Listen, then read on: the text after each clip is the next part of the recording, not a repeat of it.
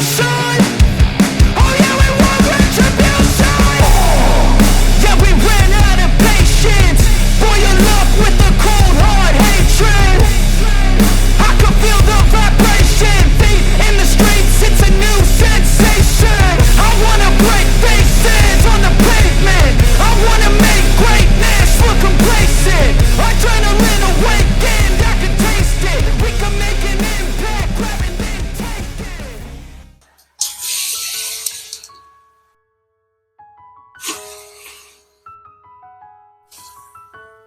Hi guys, welcome to Ligay Notes channel. Ngayon, mag-unwrap tayo. Hindi tayo mag-unbox, mag-unwrap lang tayo ng mga collections ko na supposed to be gagawan ko ng videos after ko mag-improve sa paggawa ng mga unboxing videos. Sort of I want to give justice sa kanila, sa kanilang quality. So, unbox this, but i-upload ko lang sa yung Facebook account yung mga details regarding sa mga items na to. Kasi baka community standard violation tayo sa TikTok. I wanted to enhance my skills before ko sana gagawa ng videos. Dahil circumstances have changed, I need to let them go. So, samahan niyo ako sa pag-unwrap. Medyo malikabok. It's because I've been holding on to them for quite some time now, for about 2 years na. Well, sometimes we have to make sacrifices. Ito, first natin i-open. So ito guys, sa mga mahirap hanapin na items. As you can see, this is a Super Saiyan Trunks na Paz EX. So, tagal na po ito sa akin.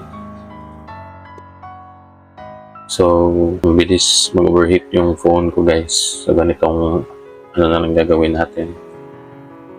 As you can see, napakaganda niya guys. Box pa lang ulam lang. Napakaangas ng trunks. And as you can see here, 77 yen. Yung price niya is around 3,000 plus. Pero I got this for a bit higher than that. Kasi syempre may markup na yung seller at saka shipping fee. So, ibitawan ko na lang at store price. Hindi ko pa ito nabubuksan guys sa scene kanina. Meron pang bubble wrap. Kasi yun pa yung galing sa seller. And it's a very rare find guys. Lalo na I consider this MISB. Hindi ko pa nabubuksan to. Dito pa yung plastic niya. I don't know sa original na seller or doon sa store. Nabili ito ng Toy Hunter dati sa Osaka. Well, gusto ko sana noon maging Trunks Shriner. Kaya pagkakita ko nito, talagang binili ko agad. So like I said, pinipon ko muna. Kasi nire-reserve ko for future na pag-unbox kapag na-improve ko na yung skills ko. Next one, guys, is this one. Obvious naman kung sino ito. Pero let's still open it. To show you guys na MISB pa itong mga to. So the purpose, nasa TikTok ko lang in-upload muna because dito ako merong maraming followers. Kaya sa ibang social media platforms ko like unlike sa Red App at saka Blue App. So dito ko muna i-post. Kasi maraming chance, mas malaki yung chance ko na mabitawan dito kaysa dun sa Red App at saka Blue App. As you can see, this is Itachi, recent release photo. Master Lice Event Gucci Price D. Ayan, MISB din, hindi pa nabubuksan. Pang-unboxing ko din sana to. Next, meron din ako ditong Event Gucci na Best Edition Zoro. Nire-reserve ko din ito for unboxing kasi pakaangas din ng thing guys. So yung details, like I said, ilalagay ko lang, ipopost ko sa Facebook page. Ilalagay ko yung link sa description. Sana i-open nyo guys at saka i-share. Best edition Zoro po ito. Mahirap na rin po ito hanapin. And minsan ka lang makakita nito na hindi pa nabubuksan. Kasi mostly mga collector's item na. And by experience, mostly binibitawan ito set na kasama yung ibang kaline niya, sila Luffy at Sanji saka Kaido. Pero ito bibitawan ko individual. Mahirap na hanapin to guys.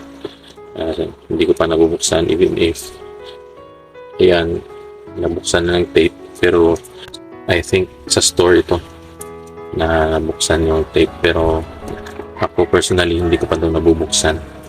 Consider ko pa tong MISB, pero de-declare ko na lang na MIB. Pero kasi may plastic pa, hindi ko pa nakatanggal. So, last but not the least, ito guys. I can say that this is my most prized figure. I purchased this 2 years ago, and ito talaga yung parang grail piece ko. I have been reserving this for an unboxing sana. Ganda. So, this is one of my first na mga figures na grail piece. Samahan niyo ako sa pag-unbox. Even if not that good yet sa paggawa ng videos, let's open this. Samahan niyo ako for opening this for the first time. I'll be seeing this for the first time guys.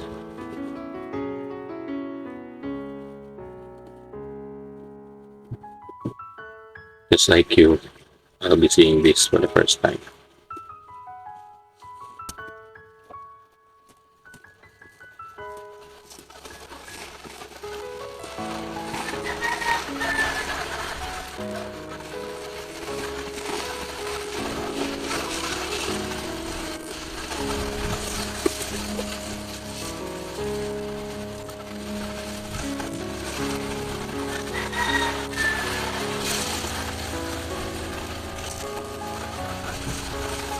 So ito siya guys, yung Fuzz EX Super Saiyan 3 Son Goku. As you can see, nabalot siya ng plastic.